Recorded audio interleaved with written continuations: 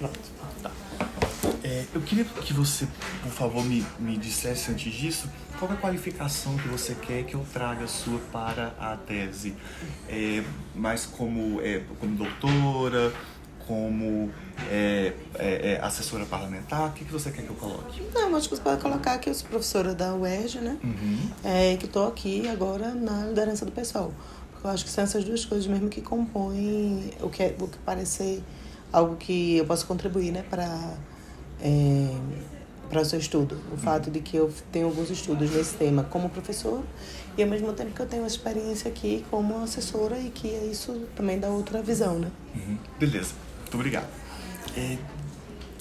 Deixa eu falar então para você sobre um primeiro cenário que eu encontrei.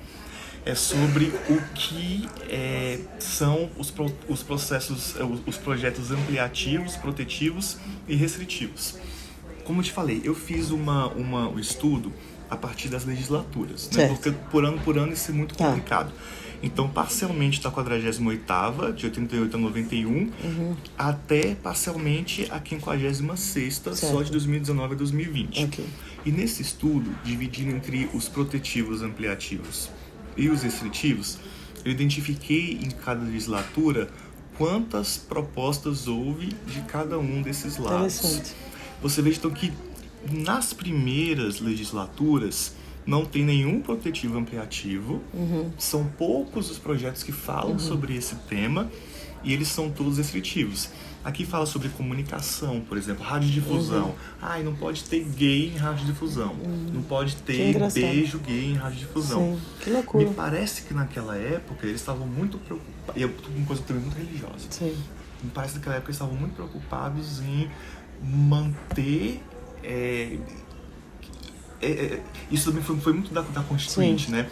De manter uma possibilidade de religiosos terem canais de comunicação e que não tenham certo tipo de comportamento naqueles canais.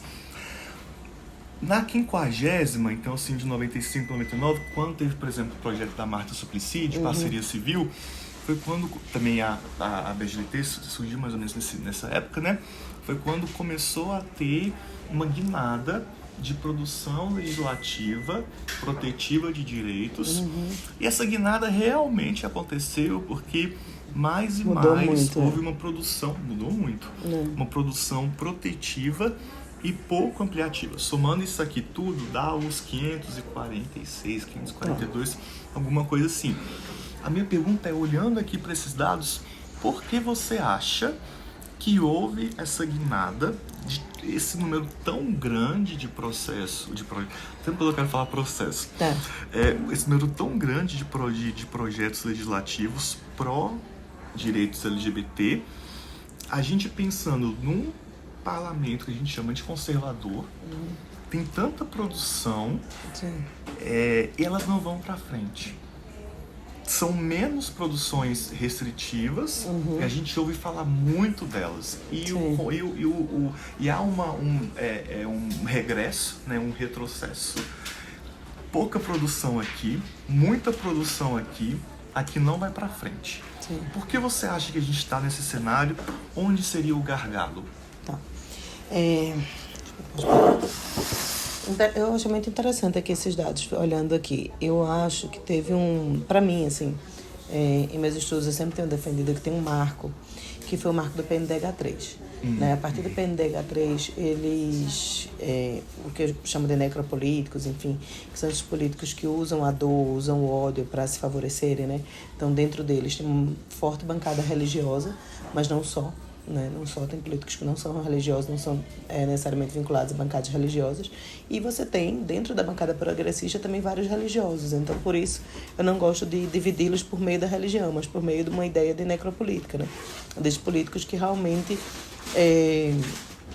têm uma pulsão de morte na sua atuação, porque você vê que eles estão sempre defendendo mais pena, mais direito penal, mais punição. Nas falas deles, eles falam com ódio, eles falam, né, tornando as outras pessoas inimigos. Então, assim, são esses políticos que eu estou me referindo.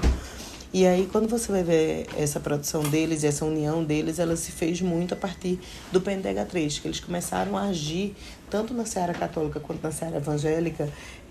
Os que são desse lado fundamentalista, da necropolítica, eles começaram a agir da mesma forma que os movimentos sociais agiam. Então, eles se reuniram em associações, né? Você tem ali uma grande atuação logo na edição do PNDH3 da Associação de Juristas Católicos por meio de Ives Gandra.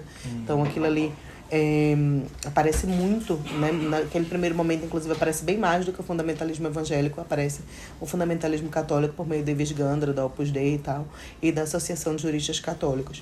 Ao mesmo tempo, logo em sequência, eu acho que, se não me engano, é 2012, então foi uma coisa que eles foram se organizando, os fundamentalistas evangélicos fundam a ANAJURE, que é a Associação Nacional de Juristas Evangélicos. E aí a ANAJURE capitaneia muitos dos projetos são escritos via ANAJURE, né, por juristas da ANAJURE. A ANAJURE tem juristas que estão no STJ, que estão nos tribunais, que estão em vários lugares do Brasil, né, em espaços de poder, e que são juristas da ANAJURE. E aí eles passam a ter, inclusive, projetos muito mais qualificados, muito melhor redigidos, porque essa galera começa a contribuir. Tem projetos que são eles mesmos que redigem e mandam, né? E eles têm, não sei se agora tem, porque eles mudaram já muito a página, mas eles tinham, por exemplo, uma parte que era só contra direitos LGBTs, né, dentro da página deles. Então, assim, falando sobre os PL6 122 estaduais, entre aspas, né, porque não existe PLC 122 estadual, nem pode haver criminalização por meio dos estados, mas seria aqueles projetos que dá multa, né, diz que o estabelecimento não pode e tal, praticar discriminação, eles chamam de 122 estadual. Enfim, então muita produção legislativa vem dali, em termos de Estatuto das Religiões, em termos de perseguição a indígenas, muita coisa junto, assim. Então, acho que tem esse momento de reorganização dessa extrema-direita que começa ali em 2009 e que vai se ampliando, especialmente com o crescimento do bolsonarismo, aí isso vai se ampliando ainda mais. Então, isso se torna muito estridente, né? Essa lógica da perseguição a um inimigo comum, que acaba sendo quem é esse inimigo. Em grande medida são as pessoas LGBTs, porque são aquelas que as pessoas têm mais licença para odiar, né? Eu acho que essa é a grande questão. Você não tem dentro das religiões, por exemplo, uma licença para odiar as pessoas pela cor da pele, né? Ou pela etnia, ou pelo gênero. Você não tem uma licença para odiar, mas você tem uma licença para odiar LGBT. Por quê? Porque a gente está pecando, né? E aí você tem essa licença para o ódio. Então, eu acho que isso torna o grupo LGBT muito mais fácil de ser mirado, né, nessa cruzada do ódio que essa necropolítica faz. Então, acho que tem isso. E aí isso causa uma reação, né? E aí a gente sempre olha para a reação do nosso campo, assim. Teve o PNDH3, teve os nossos avanços, e aí vem a reação deles. Mas também tem a reação nossa a eles, né? Então eu acho que teve essa coisa do PNDH3 e logo depois, veja que cronologicamente foi muito perto. Foi 2009 PNDH3, 2010 tem aquele decreto do Lula dando uma suavizada, mas continua o PNDH3, 2011 decisão do STF da União Estável. Então foram coisas que uniram muito eles, que deram bandeiras a eles, nessas vitórias nossas, né? O PNDH3 era um indicativo de política, não tinha nada ali concreto, né? Porque é um decreto, não cria direitos, não modifica direitos, mas era um indicativo. E aí eles já se unem ali, aí vem o STF com a decisão. Engraçado, se você olhar, por exemplo, na ação do STF, essas associações evangélicas não existiam, né? Ainda nem existiam, na ANAJURE nem existia. Não tem políticos evangélicos, outras associações evangélicas, outras igrejas se habilitando na ação da União Estável, porque eles meio que, de certa forma, foram pegos meio de surpresa, não era uma coisa que estava tão ainda no radar. Quando vem a vitória, aquilo se torna muito simbólico. E aí, isso une mais ainda eles em torno desse inimigo comum, né? E eles começam a ver que isso ressoa. Tem uma entrevista do Bolsonaro, antiga, que ele diz que ele começou a ficar famoso por conta do kit gay, né? Então, assim, é isso, eles sabem disso, eles começam a ver que aquilo tá dando moral para eles. E aí, um dos gargalos, que você perguntou, gargalo, é a democracia representativa, né?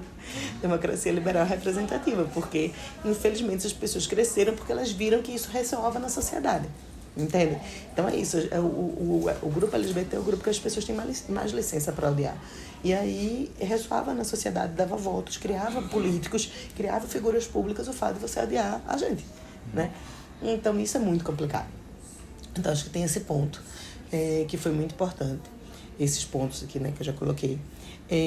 Uma outra questão é que eu acho que aí isso começou a também forçar o nosso campo, né, o campo mais progressista, a reagir.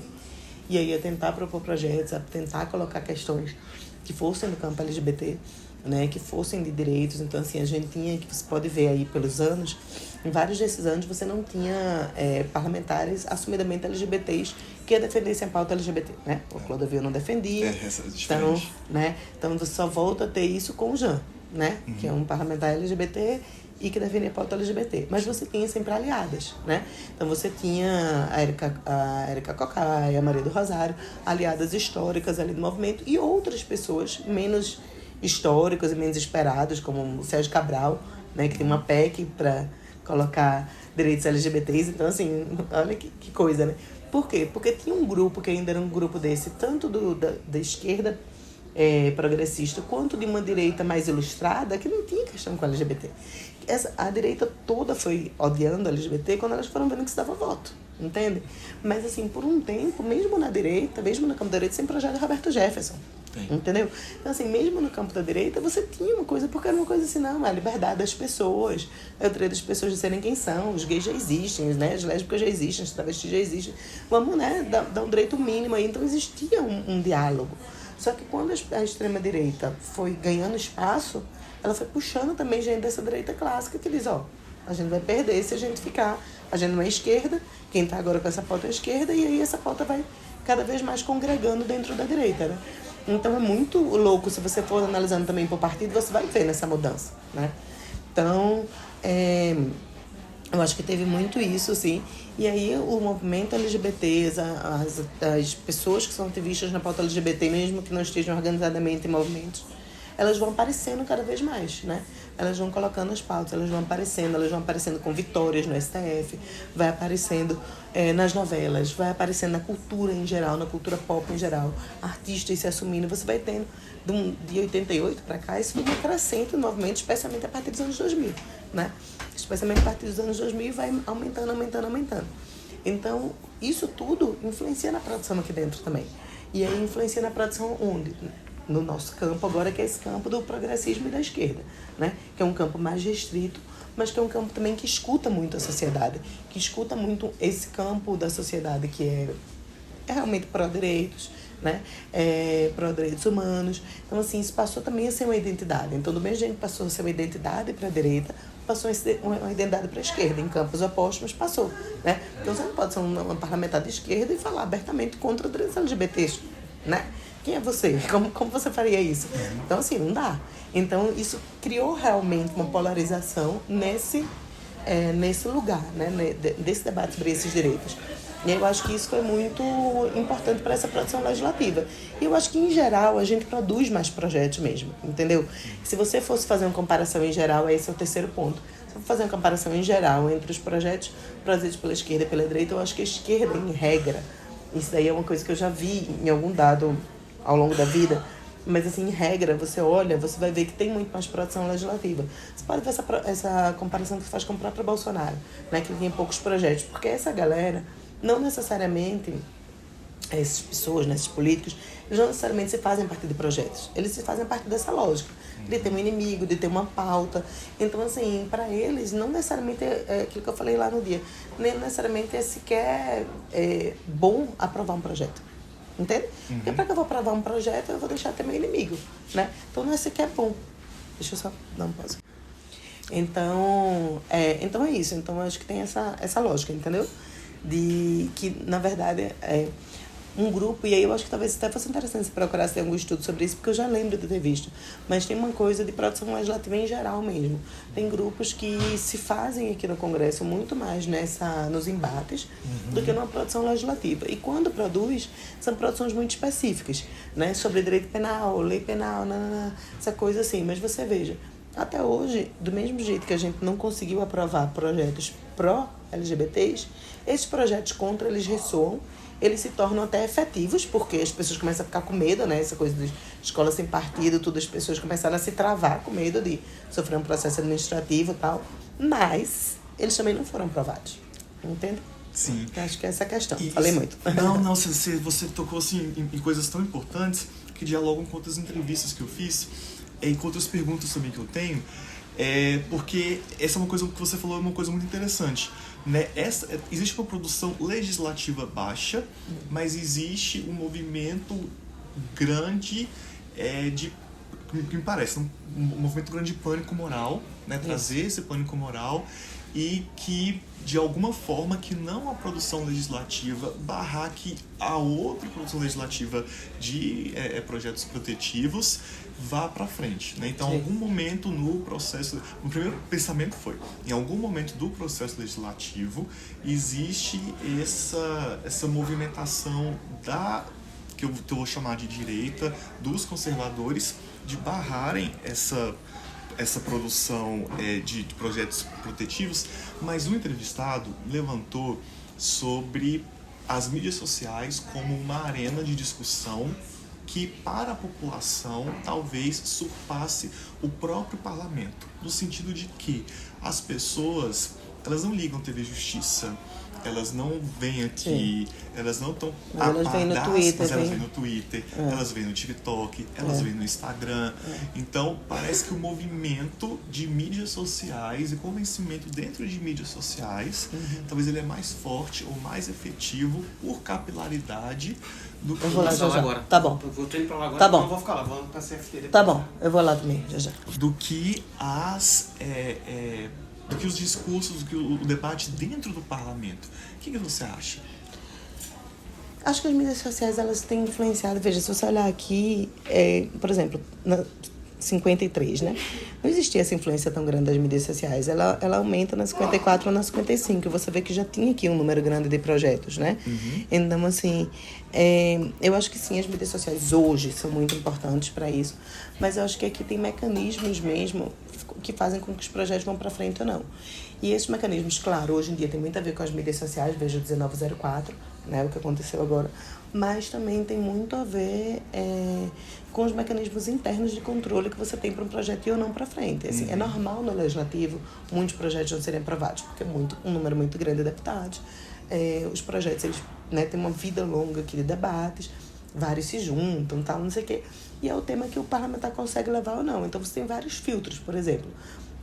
Determinados projetos hoje em dia não são pautados em determinadas comissões. Por quê? Porque o presidente não pauta.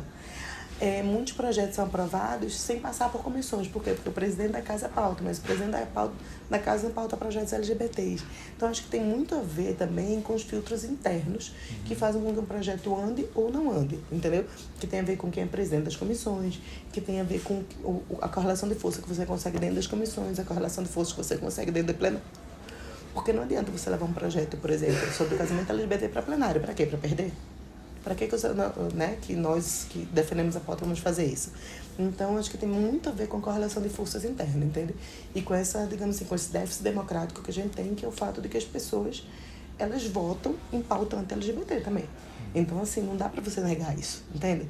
Não dá para você negar que essas pessoas se fizeram a partir dessa lógica, porque elas ganharam voto com isso. Elas ganham voto com redução da maioridade penal, elas ganham voto com essas coisas. Então, a partir do momento que elas ganham voto, a gente sabe também que os nossos, muitas vezes, perdem votos. Então, também tem isso, né? Também tem esse embate que as pessoas têm o tempo todo, que está ali se segurando, né? Porque você não quer desagradar um grupo, mas você também não quer, né, virar um pária que também não vai conseguir se reeleger. Então, é muito complicado. Então, eu acho que essa relação com a democracia é muito complexa. E aí, sim, tem a questão das mídias sociais hoje, mas ela sempre existiu, entende? Mesmo que não fosse por meio das mídias sociais, nas legislaturas que você vê que isso ainda não era tão presente, isso sempre existiu. E isso acaba passando pelos filtros internos, entendeu? Eu acho que as pessoas entendem pouco do processo legislativo. E aí elas acham que tudo está lá fora. Claro que a gente ressoa que está lá fora. Mas, assim, o processo legislativo aqui interno, ele também tem vários filtros. Então, assim, pra gente, às vezes, é melhor a gente não pautar um determinado projeto, que é pautar e perder, entende? Às vezes é melhor o projeto existir, mas a gente tá com ele ali na manga, né? Pra, inclusive, pressionar para outra coisa. Então, assim, é muito complexo. Quando foi aprovado na CEPASP ano passado, né, o projeto do Clodovil, veja, foi aprovado um projeto que era completamente contra direitos. Agora, se tudo der certo, vai ser aprovado na Comissão de Direitos Humanos o mesmo projeto com outra redação. Então, assim, essa coisa é muito difícil as pessoas entenderem. Como é que eu posso ter aprovado o mesmo projeto na Comissão de Família, com uma redação, e na Comissão de Direitos Humanos com outra? Porque são projetos que são, digamos assim, sugestões de mérito que vão depois passar ainda na CCJ e vão depois chegar em plenário, entende? Então o projeto ele vai sendo feito e refeito o tempo todo. O projeto que foi aprovado na CEPASC, ele não é anulado pelo projeto da CDHMI, entende? Não é anulado. Os dois continuam coexistindo dentro do processo legislativo. Um projeto completamente contrário e outro a favor, juntos, apensados, engatados, até chegar no plenário, entendeu? Então, assim, até chegar na CCJ, onde tem um substitutivo final, ou no plenário, entende? Então é isso, lógico, entendeu? Tem que ter pulseira, tá? Consegui uma. Era pra você... Excelente. Não, mas entendeu? Só agora já que... isso eu acho que é muito importante. Se você está estudando processo legislativo, se você está dentro da sua dissertação, né? Tese.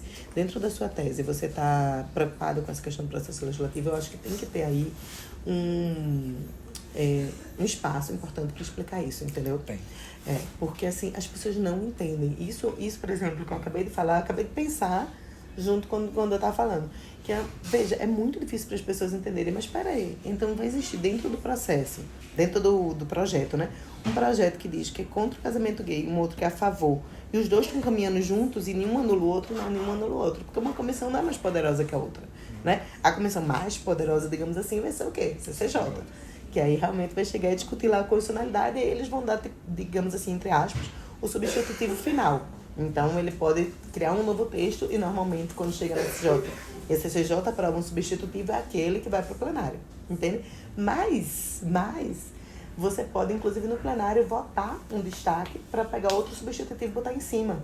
Então, assim, é muito maluco essa lógica, né? Para quem não entende o processo legislativo. E aí, entender isso, eu acho que é muito essencial para você saber, por exemplo. Tem um fato que é muito interessante, que ninguém referencia muito, quer dizer, ninguém, né? Eu não vi. Pode ser que alguém já tenha falado sobre isso e eu não prestei atenção. Mas quando a gente vai aprovar o Estatuto da Pessoa com Deficiência, o Jean fez um discurso lindo no plenário. Lindo. Se você procurar o Estatuto da Pessoa com Deficiência, quando foi aprovado no plenário da Câmara, procurar o discurso do Jean, ele fez um discurso poderoso. E ele conseguiu manter a questão da orientação sexual na lei. O que foi um negócio milagre, porque já era esse congresso, assim, não esse, mas assim, já era um congresso muito polarizado, né? Ele viveu isso tanto que ele saiu. E ele fez um discurso que foi fantástico. E ele conseguiu manter o negócio na lei, assim, tipo, com poucos votos, assim. Mas mas foi muito significativo, entendeu? Porque foi a primeira lei federal que fala... Acho que a Maria da Penha também fala alguma coisa. Maria da Penha e... Fala sobre gênero. Né? Fala gênero, né? Fala gênero. Pronto, mas então a primeira lei fala orientação sexual, não estou enganada, foi essa. Foi o Estatuto da Pessoa com Deficiência. E foi o Jean. E foi o Jean em plenário, que conseguiu, sabe lá, um milagre naquele dia, com um discurso muito poderoso, mas um milagre, porque ninguém esperava manter. Entende? Então tem umas coisas assim que acontecem, entendeu? E que modificam o processo legislativo de forma inesperada. Às vezes... e aí um outro fato que também as pessoas consideram pouco. Às vezes um fato atípico, um fato que causa grande clamor social, ele modifica completamente uma decisão legislativa. Vou dar um exemplo que não é LGBT, mas que é real, que você pode verificar. A gente teve uma lei que era a lei... A gente tem uma lei que é a lei da palmada, que chamam, né? A lei da palmada era uma lei que... Será que tá gravando? Tá. É uma lei, né? Que é para evitar os castigos físicos corporais em crianças. E é uma lei pedagógica, que não é uma lei penal, tá? Uma lei muito boa. Que o movimento da infância lutou muito tempo para aprovar. À época era Maria do Rosário também, que estava muito à frente. E o que acontece? A lei não era aprovada nunca, eles sempre tiravam de pauta. Então, assim, é muito difícil você acompanhar também o legislativo por isso. Porque, às vezes, passa anos uma lei sendo discutida na comissão, tira de pauta, cai a reunião. Entende? São vários mecanismos de obstrução que a gente faz. Aquele que eu falei no dia lá. Quando a gente é minoria, o que a gente tem a nosso favor? O tempo. Então, às vezes, o que você ganha é obstruir uma lei para ela passar anos sem ser votada. Entende? E aquilo vão ser vitórias a cada dia que ela não é votada. E aí, essa lei, enfim, passou uns 8 anos para ser votada. Foi muito tempo. E aí, um dia, a Xuxa veio aqui. E o pastor Eurico ofendeu a Xuxa muito. E aí, a Xuxa fez um coraçãozinho e bateram fotos e saiu em todos os jornais. Aí, a CCJ acabou naquele momento, porque deu um reboliço. Os deputados foram chamados no privado. conversaram com o presidente da CJ. O presidente da casa, na época, desceu também. Falou, votem e aprovem agora esse negócio, porque tá feio, né? E aí a gente voltou para a CCJ, e aí teve que votar, e aí na volta a gente ganhava, aprovou. Foi pro plenário, o presidente botou em plenário, aprovou em plenário, entendeu? Porque depois da confusão com a Xuxa, né? Aprovou em plenário, levou pro Senado. No Senado, em tempo recorde, o negócio chegou no plenário do Senado. O Renan Calheiros, que era presidente do Senado, chamou o Neto aqui, chamou a Xuxa e aprovou o projeto em plenário com a Xuxa e o neto dele lá. Entendeu?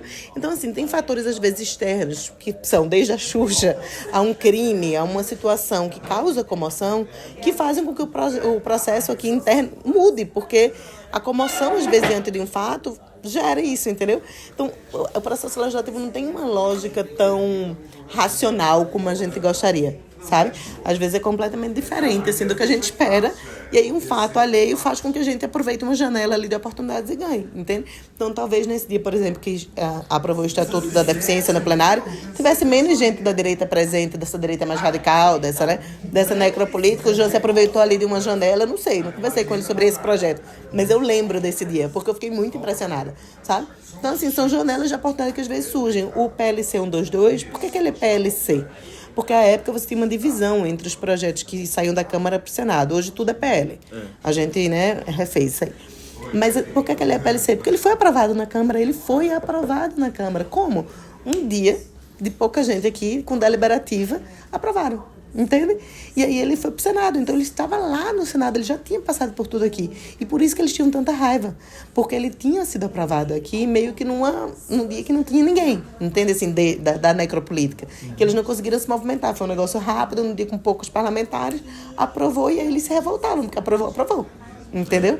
Então, assim, tem essas questões que eu acho que também tem que entrar. Que são fatores que são externos e que são tanto do trâmite interno do legislativo, de estratégias que você usa para fazer um projeto ser aprovado ou não, né? Quanto do fato de como o processo legislativo funciona e esses fatores externos que influenciam o processo legislativo, né? Então, no final das contas, essa lei, inclusive, acabou ganhando o nome de um menino, que é o menino Bernardo, que tinha sido assassinado.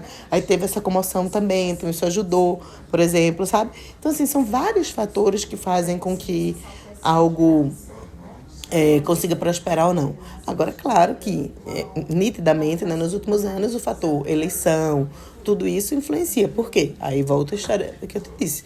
Que eu acho que um dos nossos grandes gargalos é que a nossa democracia representativa ela tem problemas seríssimos, né? E aí, nesses problemas seríssimos, tá que as pessoas ganham voto perseguindo direitos, né? Perseguindo não no sentido de querer aqueles direitos, mas perseguindo, sendo contrária a eles, né? É isso. Olha, o seu input sobre o processo legislativo, e era um dos porquês que eu queria conversar com você, né, pelo seu conhecimento de processo legislativo, porque eu sabia que você ia trazer isso para a mesa, eu sabia que você ia trazer isso para jogo, que, assim, para mim é uma coisa, assim, mais importante nesse momento do que escarafunchar os temas e microtemas, porque é isso que vai realmente trazer a substância, né, para o trabalho. Porque todos esses números aqui, né, eles representam, e todas as perguntas assim, que eu vou passar rapidinho, são isso que você falou. Né? São esses detalhes, né, do processo. Então são detalhes, né, esses fios do processo legislativo que fazem isso aqui acontecer. Conversando com pessoas que são da teologia, né, pessoas que são do movimento, que trazem uma outra perspectiva, claro, mas essa perspectiva muito importante, mas essa perspectiva do processo legislativo é uma perspectiva que as pessoas não têm muito conhecimento, ou que elas não veem a importância. E tem duas coisas que eu acho que são importantes aí. Uma é o seguinte, quando você fala no processo legislativo, as pessoas sempre pensam assim, mas ainda não é lei. Se não é lei, não está no mundo. É meio que isso, né? No mundo do direito é isso assim. Assim, então uma lei não tá. Gente, não é assim. Ninguém vê um projeto, justificativo. Primeiro porque são os projetos que vão virar lei. Básico, né? Então, assim, isso vai virar lei. Você tem que entender como é que isso se faz, né? E você tem que entender o que está sendo feito. Porque uma hora, algo disso vai ser aprovado, vai virar lei. Esse é o primeiro ponto. E a gente trabalha com a lei. Segundo ponto, e é isso que eu defendo, eu não gosto de fazer autopropaganda, mas se você quiser, depois eu te passo esse artigo que eu escrevi, porque eu acho que tem um pouco disso que eu estou falando aqui, que é o seguinte, o processo, que foi o que eu falei lá também naquele dia, o processo legislativo, ele influencia no debate público sobre o tema, muito mais do que os processos judiciais. Hoje, com TV Justiça, julgamento do Supremo televisionado, isso até mudou um pouco, né?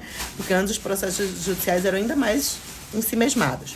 Hoje, tudo bem, você tem até um nível maior de projetos, de debates públicos sobre processos judiciais do que você tinha antigamente. Tem muito maior.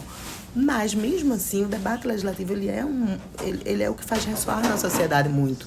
Então, a construção de uma opinião pública a respeito do tema, a construção do debate público a respeito do tema, vem muito do legislativo. Então, mesmo quando os projetos não são aprovados, eles são importantes. Por isso que o tal do projeto da Escola Sem Partido se tornou, entre aspas, efetivo. Por quê? Porque as pessoas discutiram tanto que as pessoas começaram a ficar com medo. Então, um professor em sala de aula, não, estão dizendo que vai dar ruim. Sabe uma coisa? Vou nem falar sobre isso. Entendeu? Vou nem falar sobre isso, vou nem me meter, não quero dor de cabeça. Então, por quê? Porque o debate legislativo, mesmo quando o projeto não é aprovado, ele é importante. Isso é uma mensagem que eu queria, sabe, que se espalhasse pelo mundo, que as pessoas têm que entender isso, especialmente dentro do mundo jurídico. Porque as pessoas acham, não é lei ainda, quer que... Tipo, não. Entende? Isso influencia tudo e influencia, inclusive, o Supremo, porque eles também estão de olho nesses debates. Aí aquilo que eu coloquei, isso vira uma tese de um, aí vira um estudo do outro. Isso vai influenciando, os ministros vão lendo, os assessores vão lendo. Tudo isso vai influenciando, vai criando um caldo cultural, da opinião pública, da intelectualidade a respeito de um determinado tema. Entende? Então, assim, e surgiu de onde? Começou onde o principal debate? Lá no Legislativo. Então, mesmo que não tenha sido aprovado, entende? Eles são importantes. Aí eu fiz essa análise a respeito do casamento LGBT. Esse artigo que eu escrevi. Era a respeito do casamento LGBT, desde a Constituinte até a decisão do Supremo. Para justamente tentar fazer essa ligação que, enfim, não é tão simples, né? Não é. Mas acho que é isso, Fábio. Você me passa? Será que eu encontro na internet? Passo, eu não direito e prática, mas eu te passo. Tá certo. Uma revista. Você lê lá, né? Olha só, passando aqui do processo legislativo, mas dentro do processo legislativo e passando por 2 macrotemas, mas se eu conseguir, eu queria conversar com você sobre 3. O que mais cresce é a orientação sexual. Tá. Eu vejo que um crescimento médio, então assim, de legislatura em legislatura, ele cresce uma média de 12 projetos. Tá. A cada legislatura, 12, mais 12, mais 12, mais 12. Relações de família, 2 a cada legislatura. E eu queria acrescentar isso aqui, que eu chamei de princípios e fundamentos da República e direitos humanos. Isso aqui são direitos constitucionais, direito à moradia, lá. Quando eles mencionam direitos fundamentais, geralmente, e quando eles mencionam direitos humanos. Tem um crescimento de 10 projetos a cada legislatura, eles mencionando direitos fundamentais e direitos humanos. Mas isso no positivo ou no negativo? Em geral. Em geral, tá. Isso tudo no geral, tanto para um lado quanto para outro. Aqui eu fiz mais ou menos um gráfico sobre salto de número de projetos. Teve um primeiro salto de família da legislatura 51 para 52, mais ou menos o mesmo salto da 54 para 55, diminuiu um pouquinho, né, no governo Bolsonaro, que eu achei meio que estranho. Mas a orientação sexual teve aqui 2 saltos interessantes. E o número de produção legislativa, né, embora o salto pareça pequeno, mas é 26 mais 23, né, o que faz com que esse número seja muito grande. Então a gente vê que a produção de orientação sexual, a produção de relações de família é uma produção alta. E a de direitos humanos, eu quero te mostrar aqui, porque isso aqui era para ser um outro tipo de entrevista. De direitos humanos e de direitos fundamentais também teve uma produção muito alta. Por que você acha que nesse período de salto tem uma preocupação tão grande em falar principalmente de orientação sexual e de trazer para o debate, para um lado ou para o outro, direitos fundamentais e direitos humanos, principalmente direitos humanos? Tá. Bem, eu acho que a questão da família, ela se tornou um núcleo de disputa muito grande, né? Então, assim, que tipo de família você está defendendo, né? São as diversas configurações familiares ou é um tipo ideal de família que, na verdade, não veja, ideal não no sentido de ser o bom, mas de ideal de ser idealizado, né? Da margarina. Porque, na verdade, esse tipo não existe, né? Na verdade, e esse tipo, em regra, se você for ver, ele reproduziu ao longo da história muitas opressões, né? Contra a mulher, contra as pessoas LGBTs, enfim. Então, assim, esse tipo idealizado de família é um tipo plural de família. Então, acho que tem esse embate que quando você polariza o embate, aí acho que serve para tudo. Quando você polariza, faz com que as produções legislativas elas se ampliem em ambos os lados. Então, eles propõem um projeto como o Estatuto da Família, que é, né, para retirar direitos da família LGBT, cria várias coisas bem absurdas, inclusive um conselho de famílias, uma coisa bem... Aí o que é que acontece? O grupo LGBT se une e cria o Estatuto das Famílias. Sim. Então, eu acho que esse crescimento ele reflete essa polarização. Toda vez que se propõe um projeto contra questões relacionadas a direitos LGBTs, a gente propõe um a favor. Toda vez que a gente propõe um a favor, eles propõem um contra. Meio que isso.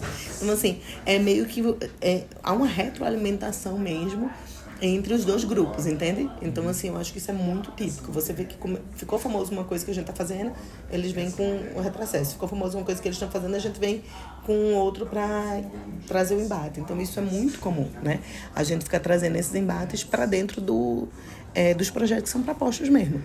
E o maluco é que projetos que são em lados opostos, aqui eles podem caminhar juntos se eles forem sobre o mesmo tema. Então, isso que também é muito maluco, entendeu? Então, assim, um projeto que quer acabar com a possibilidade do casamento entre pessoas do mesmo gênero e um projeto que quer regularizar, né, e conceder os direitos, eles caminham juntos, eles são apensos. Então, isso é muito maluco. Então, isso realmente alimenta e retroalimenta o debate o tempo inteiro, entendeu? Então, eu acho que essa polarização, ela gera um maior número de projetos, mas é o que você mesmo constatou. Apesar dela gerar um maior número de projetos, ela não gera aprovação. Porque a polarização, primeiro, você pode dizer, ela pode ser boa para os dois lados, né? Alguém pode dizer, o que eu disse até agora, eu falei assim, a polarização é boa para eles, por isso que eles não aprovam. Você pode dizer, não, mas então, por que também a esquerda não aprova? Também é bom para a esquerda manter isso? Não, não é. Não é, mas aí qual é a questão? A esquerda não é maioria no parlamento. A esquerda não é maioria no parlamento. Então, você conseguir uma votação que você convença ali o centro a votar com você, num tema que ele vai perder voto, ele não vai votar. Entende? Então, assim, aqui os grandes embates você tem, né? Um polo, os polos mais ideológicos, e você tem o centrão, né? Que todo mundo conhece. Esse centrão, ele não vai votar em projetos contra votos deles, entende? Então, assim, a esquerda não tem voto e a direita, na verdade, não tem interesse, na minha visão, de aprovar projetos que, na verdade, vão tirar dela o poder que é ter esse inimigo o tempo inteiro para estar brigando, entendeu? Porque, sinceramente, você acha que se eles tivessem interesse, você não teria aprovado nada no governo Bolsonaro? Tudo que o Bolsonaro fala a vida inteira é contra a LGBT e contra a mulher. E não aprovou nada. Nada. Pelo contrário, assinou a convenção contra o racismo, entendeu? Aprovar várias mudanças na Lei Maria da Penha para criminalizar ainda mais, que eu sou contra, mas, né, seriam, digamos, entre aspas, para proteger as mulheres, não acredito que proteja, mas, né, é isso. E não aprovou nada contra a LGBT, nada contra a mulher. Por quê? Porque, na verdade, não é interesse. O que foi que eles aprovaram? Reforma trabalhista, reforma de previdência, teto de gastos, né, desde o Temer para cá, redução de direitos sociais. Foi isso que eles aprovaram. Então, isso é uma outra questão que eu acho importante. É que, na verdade, grande parte da extrema-direita e dos necropolíticos, eles se elegem a partir de pautas que têm um inimigo em comum, mas quando eles chegam aqui, eles vão defender os interesses de outros grupos, que são os grupos que financiam, que são os grupos que eles têm ligações históricas e que vai defender agronegócio, vai defender a favor dos agrotóxicos, né? Vai defender restrição de direitos sociais e não vai defender e não vai ter interesse em aprovar essa pauta, porque se eles tivessem, eles tinham aprovado. Mesmo que o Senado tivesse barrado ou não, entendeu? Mas aqui na Câmara, por que não se aprovou? Porque não é do interesse aprovar. Eles querem ser eleitos com essa pauta e para isso a pauta precisa continuar existindo e eles querem chegar aqui e aprovar outras pautas. Essa é a realidade. Isso que me dá várias coisas me dão uma dor no coração, mas isso me dá uma grande dó, porque é isso. Eles usam esse medo da população contra a gente, contra as pessoas LGBTs, né? A favor deles, para se elegerem, mas na verdade não é isso que eles querem fazer quando estão aqui, entendeu? Porque se fosse eles já tinham feito, se fosse eles já tinham aprovado. Se acabar esse medo, acaba o palco. Exato, porque aí a pessoa vê, não, então se você já aprovou isso, já está resolvido. Aí por que você está me tirando direitos agora? Qual é o meu interesse em votar em você, que agora você só está me tirando direitos? Qual é o interesse? Entende? Então, assim, eu costumo dizer que as pessoas falam, você não pode dizer que isso é cortina de fumaça, porque a cortina de fumaça parece que não é importante, né? Eu falo, não, gente, num incêndio a maioria das pessoas morre por inalação da fumaça, não morre pelo fogo, né? Então, muita gente morre pela inalação de fumaça. Não estou dizendo que cortina de fumaça é porque não é importante, eu só estou dizendo que é uma cortina de fumaça porque eles fazem isso para, com isso, ganhar votos para fazer outras coisas. Mas não é que não seja ruim, porque é isso, as pessoas morrem inalando fumaça, entendeu? Então, assim, eu acho que é isso, assim, sinceramente. E pensando em direitos humanos, também é a mesma lógica? Eu acho que é a mesma lógica. Eles conseguiram ganhar um debate, né? Especialmente pós-PNDH3, que foi muito forte isso. Já vinha uma crescente disso, mas por um bom tempo, você veja. Eu pego uns exemplos meio malucos, mas que eu acho que faz sentido. Quando chega na estação do metrô do Arcade Arco Verde, lá no Rio, tem uma declaração dos direitos humanos pintada na parede. Aquilo ali, para mim, é o símbolo de um tempo em que era bonito você defender direitos humanos. Durante um tempo era bonito você defender direitos humanos. Escreviam livros, pessoas, inclusive religiosas, escreviam livros pró-direitos humanos, né? Você tinha você botava direitos humanos na sala de aula como algo positivo, que ia ajudar na sala de aula. Então, assim, você tinha uma defesa mais ampla dos direitos humanos, porque isso era como algo bonito. Olha, pós-ditadura, agora a gente defende direitos, a gente assinou a Declaração Universal, a gente agora faz parte da ONU, a gente agora... Então, assim, durante um tempo, você pode pegar governo Collor, governo FHC, governo Itamar, todos eles assinaram um monte de tratado de direitos humanos. Todos eles fizeram um monte de participação importante na ONU, entende? Por quê? Porque teve um tempo em que era bonito você defender direitos humanos. Veio o Lula, continuou fazendo a mesma coisa, continuou, né, inclusive com pautas pró-LGBTs no cenário da ONU, né? A partir de Lula, a gente teve um grande avanço dentro da ONU no debate LGBT por meio da diplomacia brasileira, entende? Então, assim, e aí? Por que isso? Porque durante um tempo era bonito defender direitos humanos. Só que isso foi cada vez mais se polarizando por conta de uma atuação. E eu acho que o PNDH3 teve um papel importante, mas foram vários outros fatores também, né? Mas o PNDH3, acho que para mim foi um corte, no qual a direita ela começa a dizer, não, vamos pegar essa bandeira aqui e vamos tornar essa bandeira nossa inimiga. E aí, quando você vê essa bandeira como inimiga, você começa a ter um debate que hoje é terrível, né? Por quê? Porque eles conseguiram convencer a sociedade que direitos humanos defendem todo mundo que elas não gostam. Entende? É bandido. Tá? Eles, entre aspas, né? O bandido, entre aspas, a abortista, entre aspas, as LGBTs. Então, assim, é o que a sociedade teme, o que a sociedade não gosta, eles estão dizendo que é isso. Entende? Que direitos humanos defende. E aí a sociedade fala, então não quero esses direitos humanos aí não. Entende? A sociedade passa a não entender, a sociedade, assim, uma parcela, né, significativa, passa a não entender aquilo como parte de algo dela. É sempre do outro, e do outro que eu não gosto, do outro que eu não importo, do outro que eu nem queria que existisse. Entende? Então eles ganharam esse debate. Então isso é muito triste. Porque esse debate eles ganharam. Assim, e a presença do Feliciano na Comissão de Direitos Humanos foi muito significativa disso, entendeu? Ele diz algo que é terrível, que é doloroso da gente repetir, mas é verdade. A Comissão de Direitos Humanos, até a ida dele para lá, era algo que quem trabalhava com direitos humanos conhecia. Quem era direitos humanos conhecia. A sociedade não. A sociedade conhecia a partir dele. Entendeu? Você viu que houve quando teve o 8 de janeiro, as pessoas foram presas e tal, então todo aquele escarcéu, não tinha comida, morreu, tal. Me parece que houve uma apropriação do discurso de direitos humanos para nós vamos na corte denunciar, que nem é isso, né? Mas nós vamos na corte denunciar direitos humanos que foram violados daquelas pessoas e tal. Então me parece que esse meu tio dizendo assim, meu tio pensou completamente que direitos humanos é pra gente que não presta. Ai, falou assim, porque tem que ir na corte, não sei o que lá. Meu tio do Ministério Público. Entendi. Pra violação de direitos humanos das pessoas que foram presas. Mas não é pra gente que não presta, agora é pra eles. Agora sim, direitos humanos servem pra essas pessoas que foram presas. Eu fico sem entender. Porque eu acho que eles, assim, aí uma outra teoria que eu tenho, mas daí eu não tenho como provar, mas que eu observo, é que eles melhoraram muito a assessoria ao longo dos anos. Por conta dessa coisa da fundação dessas entidades como a Anajure, mas também pelo fato de que eles aqui internamente eles foram ganhando prestígio, ganhando fotos, e eles conseguiram bons assessores para vir para cá tecnicamente falando, não só porque antigamente você tinha uns deputados que eram contra as pautas de direitos humanos, eles eram muito histriônicos e eles eram muito vistos às vezes como folclóricos. A partir do momento que eles foram ganhando prestígio, eles também começaram a ter assessorias melhores. E aí os projetos foram ficando mais bem feitos, eles foram ficando muito mais juridicamente adequados, muito mais difíceis de você identificar o que é que eles estavam querendo tirar de direitos ali. Você pega o Estatuto da Família, na justificativa ele fala de direitos LGBTs, mas no texto ele não fala nada de LGBT no texto. Então eles foram melhorando os textos, melhorando o modo como eles se posicionam, e eles foram tentando usar as armas que eram nossas. Então, por exemplo, eles hoje em dia, até hoje, usam muito o Pacto de San José da Costa Rica. Por quê? Porque eles dizem que o Pacto de San José da Costa Rica defende o direito do feto, do nascituro. E o direito do nascituro, que defende a família, que não sei o quê. Então eles pegam um texto ali para justificar isso. Embora a Corte Interamericana já tenha dito que essa é uma interpretação errada. Eles já fizeram um pronunciamento dizendo que, na verdade, não existe uma defesa ali do feto, do nascituro, né?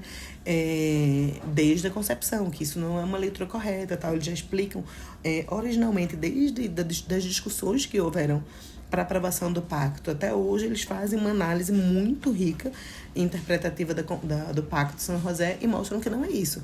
Mas eles continuam usando para dizer isso.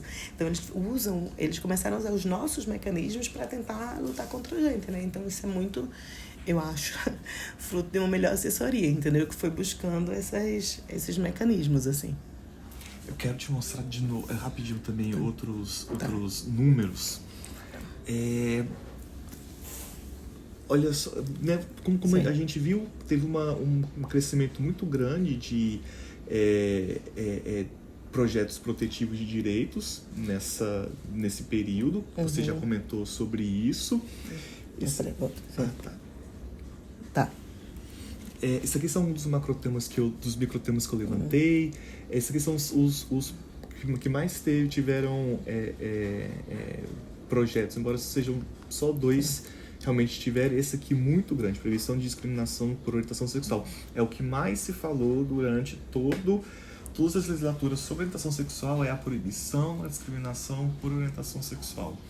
Tanto por um lado, por um outro, mas a produção... Isso aqui é o mais louco.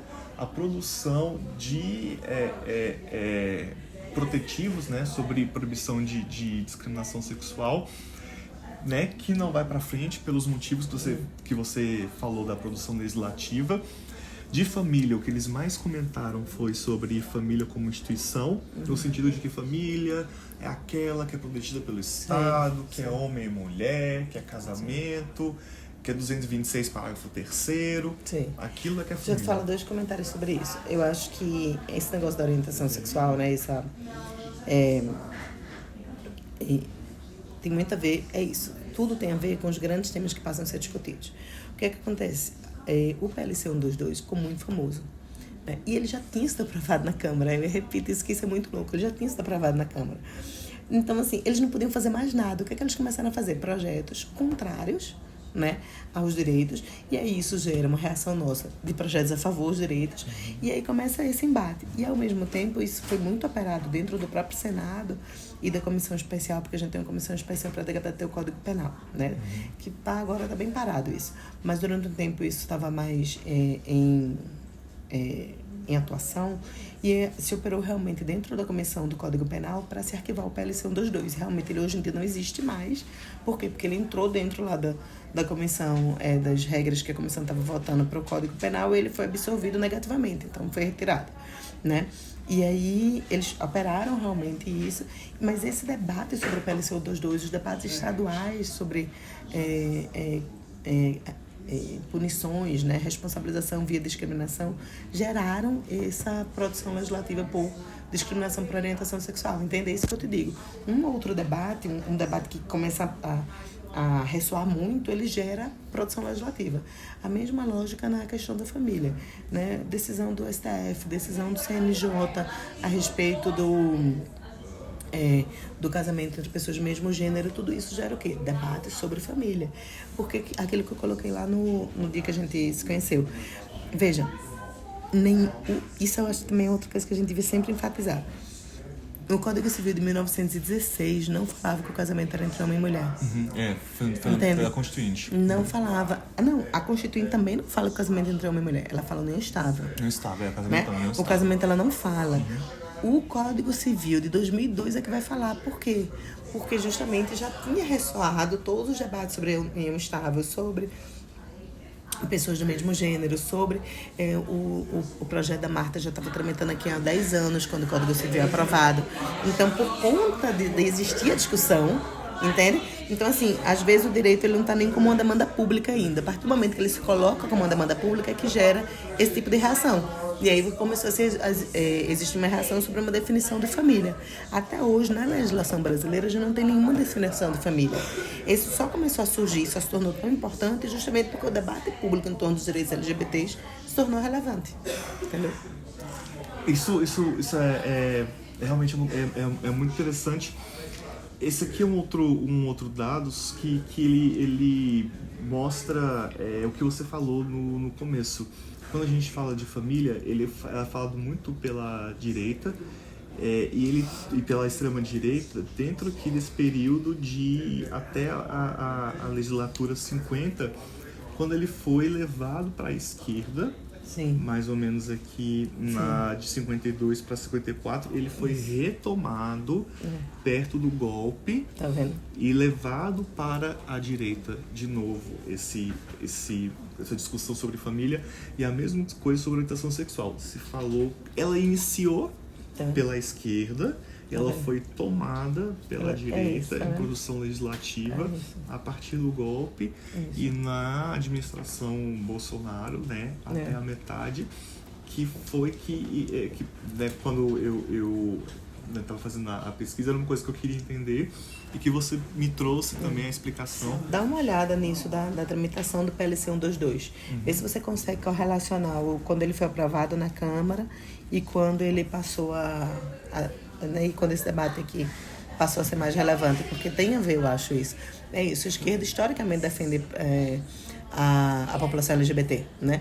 Mas a direita só se interessou por essa população de forma tão intensa a partir do momento em que ela notou que aquilo ali gerava voto, gerava personalidade, né? Visibilidade, personalidade. E manutenção no poder. Manutenção, é isso.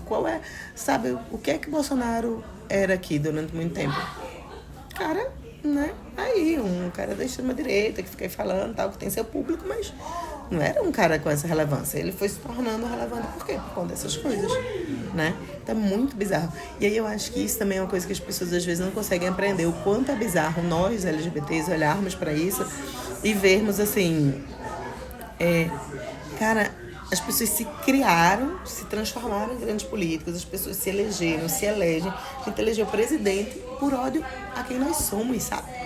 Isso é muito forte na psique mesmo, eu acho, das pessoas LGBTs como um todo, assim, sabe? É muito forte. Tanto que você vê as pessoas se abalam, às vezes, com esses projetos legislativos e tal. Por quê? Porque, porra, o tempo todo não é só que está sendo ameaçado aquele direito específico, o tempo todo é o fato das pessoas nos odiarem, sabe? Então, assim, isso é muito forte. Né? Eu chorei muito levantando esses dados, mas eu chorei meses.